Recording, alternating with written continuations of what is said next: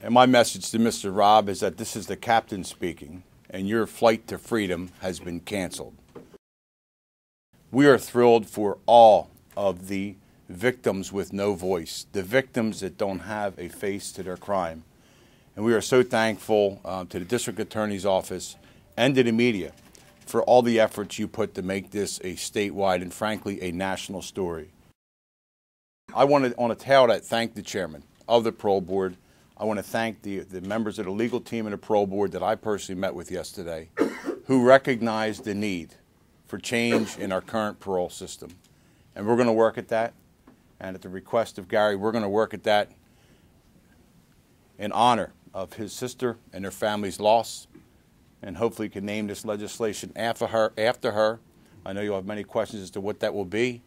Let me just say that our District Attorney's Office, the District Attorneys Association, all of our victim groups will be at a table over the next 2 weeks, 3 weeks, and we will have a product into the Judiciary Committee in fast order. So we have a great day today to, I guess, celebrate the fact that this guy is now unpacking his bags to stay for another year and a half.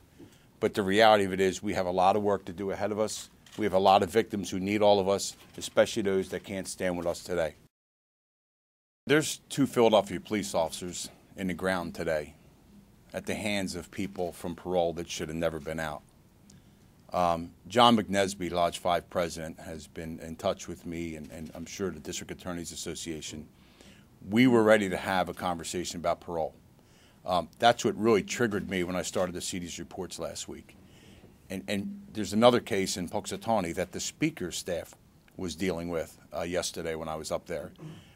This is a statewide epidemic. Our parole system has truly reached epidemic. We cannot keep opening the doors of our prisons and sending these predators and killers back into the neighborhoods for cost savings or for feel-good decisions. And we have to restructure, I think, our entire parole code as it comes to the conflicts that exist between the parole code and Title 18, which we were stating, because clearly the parole board feels that they had a right to make the decision they made without the victim's input.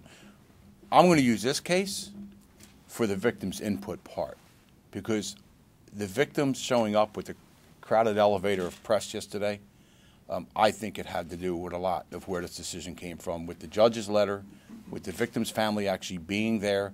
Now, granted, they only talked to the chairman. They weren't supposed to be talking or did not talk about facts that what they were going to submit. But I think it changed the conversation. So from an Ellen Robb perspective, we want to make sure that our victims have the same right to the jurists, meaning the parole members. We want to make sure that the victims have the same right that these criminal thugs have. And that's exactly what we're going to do in her honor. Understand that there is a much more complex picture that we will also be looking at, especially when it comes to the early release programs. My focus, based on what I've learned in the last week, is the right of our victims. The victims have a right to provide statements and appear in court. They obviously testify in court. We have to remove the kangaroo court atmosphere from the parole board, and we have to make sure that our victims have a place, have a seat, have a voice, have a face, and we need the parole board members to understand that part of their job is going to have to base what they do on the facts, but also the face in front of them, giving them the facts.